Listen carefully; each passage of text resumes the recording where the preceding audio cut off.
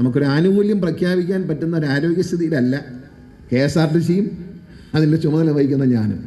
നമുക്ക് ഇപ്പോഴത്തെ ഒരവസ്ഥയിൽ ഈ നമ്മൾ ഒരു തമാശയ്ക്ക് ഞാൻ എപ്പോഴും പറയാറുണ്ട്, കാരണം ഈ വഴി കിടക്കുന്ന പൈസയോ തേങ്ങയോ എടുത്ത് ദൈവത്തിന് കാണിക്ക ഇട്ടിട്ട് തേങ്ങ എടുത്ത് ഗണപതിക്ക് അടിച്ചിട്ട് വല്ലവരും പൈസയ്ക്ക് വാങ്ങിച്ചു വെച്ചാൽ തേങ്ങ എടുത്ത് ഗണപതിക്ക് അടിച്ചിട്ട് എന്നെ രക്ഷിച്ചോണം എന്ന് പറയാൻ പറ്റുന്നൊരു സാഹചര്യമല്ല ഇപ്പം നമുക്കുള്ളത്.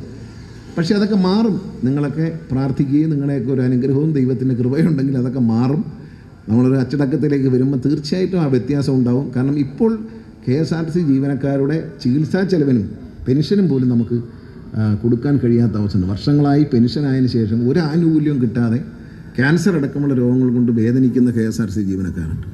അവരെ കാര്യങ്ങളിൽ എങ്ങനെയെങ്കിലും ഒരു ചെറിയ പരിഹാരം ഉണ്ടാക്കണമെന്ന് മുഖ്യമന്ത്രി വളരെ നിർബന്ധമായി എന്നോട് പറഞ്ഞിരിക്കുകയാണ്. അതുകൊണ്ടാണ് ഞാൻ ഒന്നും പ്രഖ്യാപിക്കാത്തത്. നമുക്കത് പരിഗണിക്കാം. നമുക്ക് ഏതെങ്കിലും റൂട്ടുകൾ മാറ്റി വിട്ടുകൊണ്ടായാലും ഇത്തരം കാര്യങ്ങളിൽ RCCയിൽ പോകുന്നവരുടെ കാര്യത്തിലൊക്കെ തീർച്ചയായിട്ടും ഗവൺമെൻറ്റിന് ഒരു പരിഗണന ഉണ്ടാവും.